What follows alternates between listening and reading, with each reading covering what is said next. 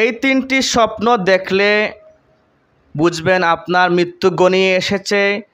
আপনাকে অতি দ্রুত আল্লাহর নিকট তওবা করে আপনার গুনাহ মাফ করাতে হবে, তাহলে ইনশাআল্লাহ আপনার আখিরাতের জীবন সুন্দর হবে। তাই আজকে আপনাদের জানিয়ে দেব কোন সেই তিনটি স্বপ্ন, যেই তিনটি স্বপ্ন দেখলে বুঝতে হবে আপনার দুনিয়ার হায়াতের জীবন শেষ হয়ে গিয়েছে। আপনাকে অতি শীঘ্রই আল্লাহর ডাকে সাড়া দিতে হবে। আল্লাহ পাক রব্বুল আলামিন পবিত্র কুরআনে ইরশাদ করেন, কুল্লু নাফসিন যায়িকাতুল মাউত সুম্মা ইলাইনা তুরজাউন। প্রত্যেক প্রাণীকে মৃত্যুর স্বাদ আস্বাদন করতে হবে এবং সবাইকে আল্লাহর দিকেই ফিরে যেতে হবে। পৃথিবীতে আমরা যারা প্রাণী আছি, আমাদের সবাইকে মৃত্যুর স্বাদ একদিন না একদিন ভোগ করতে হবে। একমাত্র আল্লাহই চিরস্থায়ী, আর বাকি আমরা সবাই হলাম ক্ষণস্থায়ী।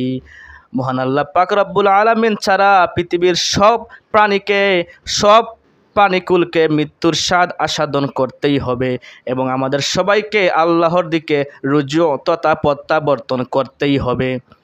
পৃথিবীতে আপনি যতই টাকা পয়সার মালিক হক না কেন, আপনি যত অর্থের মালিক হন না কেন, আপনি এই পৃথিবীতে আজীবন থাকতে পারবেন না। পূর্বের কোনো রাজা বাদশাহ এই পৃথিবীতে থাকতে পারেনি, এখনও পারছে না। ভবিষ্যতেও কোনো রাজা বাদশাহ, কোনো টাকা সম্পত্তিওয়ালা এই পৃথিবীতে চিরস্থায়ী বেঁচে থাকতে পারবে না। আল্লাহ পাক পবিত্র কুরআনে অন্য আয়াতে ইরশাদ করেন, যখন মানুষের সামনে, যখন কোনো প্রাণীর সামনে তার মৃত্যুর সময় উপস্থিত হবে, তখন মালাকুল মাউত এক সেকেন্ড সময় বিলম্ব করবেন না, এক সেকেন্ড সময় দেরি করবেন না, এক সময় আগেও আসবেন না, এক সেকেন্ড পরেও আসবেন না। অর্থাৎ নির্ধারিত ঠিক সময়ে ওই প্রাণীর সামনে তার মৃত্যু অবধারিত হয়ে যাবে। তাই প্রিয় দিনী ভাই ও বন্ধুগণ, এই পৃথিবীতে আমাদের চিরস্থায়ী থাকার জায়গা নয়। এই পৃথিবী থেকে আমাদের একদিন চলে যেতেই হবে। তবে দুঃখজনক হলেও সত্য, এই পৃথিবীতে আসার যেমন সিরিয়াল রয়েছে, পৃথিবী থেকে বিদায় হওয়ার কোনো সিরিয়াল নাই। অনেক সময় দেখা যায় বাবার কাঁধে ছেলের লাশ, দাদার কাঁধে নাতির লাশও উঠে যায়। এমন করুণ হৃদয় বিদারক ঘটনা আমাদের সমাজে অহরহ ঘটছে।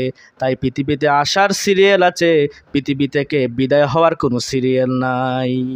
মৃত্যুর আগে যুবক ইন্তেকাল করতে পারে, আবার যুবকের আগে কৈশোর ইন্তেকাল করতে পারে। তাই আপনারা সতর্ক হন এবং নেক আমল করুন, কারণ এই পৃথিবী থেকে আমরা কে কোন সময় বিদায় হব কেউ জানি না। এই পৃথিবীটা হলো ক্ষণস্থায়ী জীবন, আমাদের আখিরাতের জীবন, আমাদের চিরস্থায়ী জীবন হলো আখিরাতের জীবন। প্রিয় দিনী ভাই ও বন্ধুগণ, আজকে আমরা আলোচনা করব তিনটি স্বপ্ন নিয়ে, যেই তিনটি স্বপ্ন দেখলে বুঝতে হবে মানুষের মৃত্যু ঘনিয়ে এসেছে। স্বপ্নের ব্যাখ্যা সবচেয়ে ভালো জানতেন আল্লাহর পয়গম্বর ইউসুফ আলাইহিস সালাম,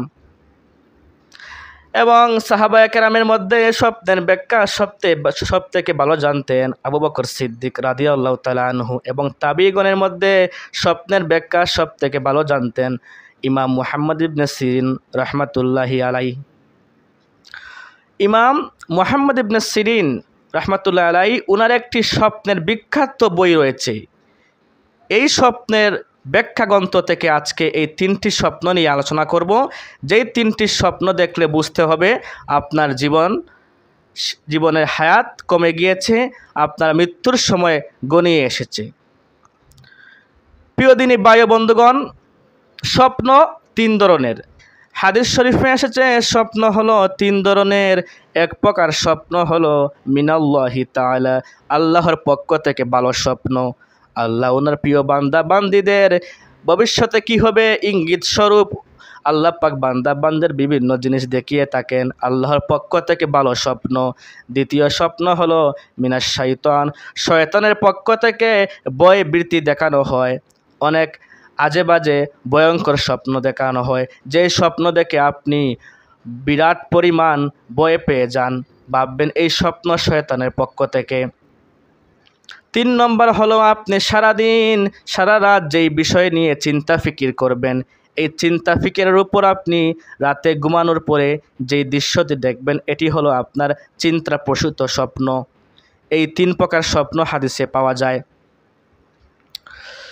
প্রিয় দিনী ভাই বন্ধুগণ, আসুন আমরা জেনে নেই কোন 3 স্বপ্ন, যেই 3 স্বপ্ন দেখলে বুঝতে হবে মৃত্যু আমাদের সামনে ঘনিয়ে এসেছে। স্বপ্ন কিন্তু সত্য।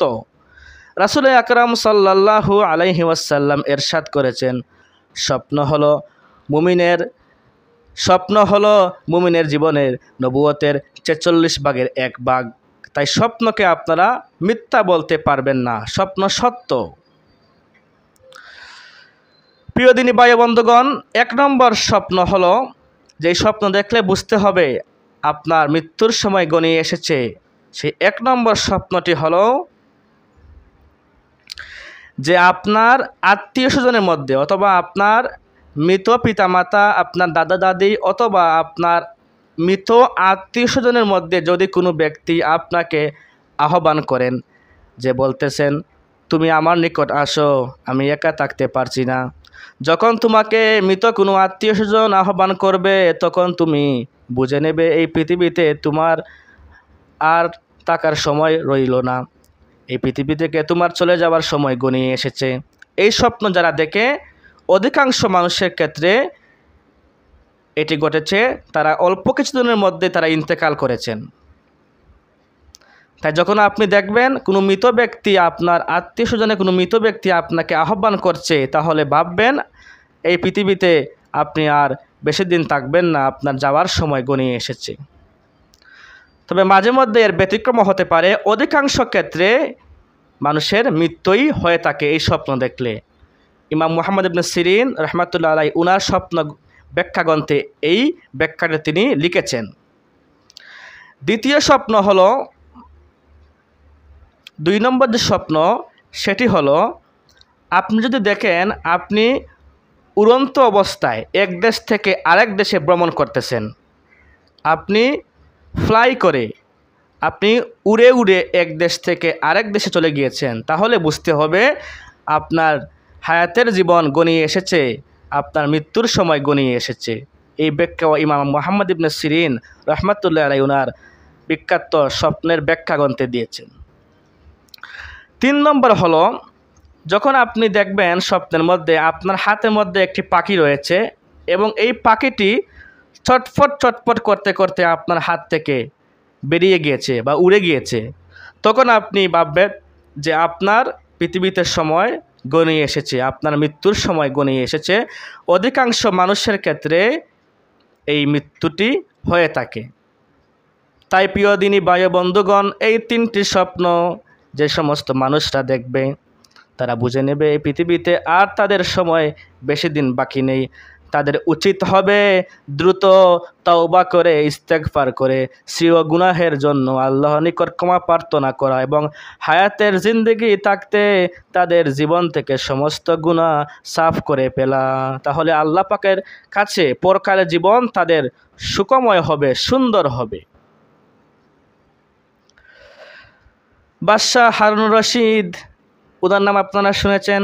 বাদশাহ হারুনুর রশিদের যখন মৃত্যুর সময় ঘনিয়ে আসলো, উনি যখন খুবই অসুস্থ মুমূর্ষ অবস্থায় আছেন, উনি ওনার ছেলেদেরকে ডাক দিয়ে বললেন, হে আমার বৎসগণ, আমি যখন ইন্তেকাল করব তখন তোমরা যখন আমাকে সাদা কাফন দিয়ে আমার লাশকে মুড়িয়ে দেবে, তখন তোমরা আমার 2 কানা হাতকে কাফনের বাইরে রেখে দিবে।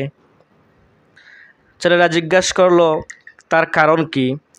উত্তরে হারুনুর রশিদ উত্তর দিলেন, যেন লোকেরা একথা দেখতে পারে, এই দৃশ্য দেখতে পারে যে আমি বাদশাহ, আমি এত বড় বাদশাহ হওয়ার পরও, আমি পৃথিবী থেকে বিদায় নেওয়ার পরও আমি সম্পূর্ণ খালি হাতে কবরে গিয়েছি, কোনো কিছুই আমি সাথে নিয়ে যেতে পারি নাই। যাতে লোকেরা বুঝতে পারে এই কথা যে আমি বাদশাহ হওয়ার পরও আমি পৃথিবী থেকে শূন্য অবস্থায় গিয়েছি। তাই আমাদের উচিত এই দুনিয়ার প্রতি আমরা অধিক লোভী না হওয়া, দুনিয়া না করা, পরকালের দিকে আমাদের বেশি গুরুত্ব আরোপ করতে হবে, দুনিয়ার চেয়ে বেশি গুরুত্ব আরোপ করতে হবে। আল্লাহ পাক যেন আমাদের সবাইকে মৃত্যুর কথা বেশি বেশি স্মরণ করে নেক আমল বন্দেগী করার তৌফিক দান করেন। আমিন। আসসালামু আলাইকুম ওয়া রাহমাতুল্লাহ।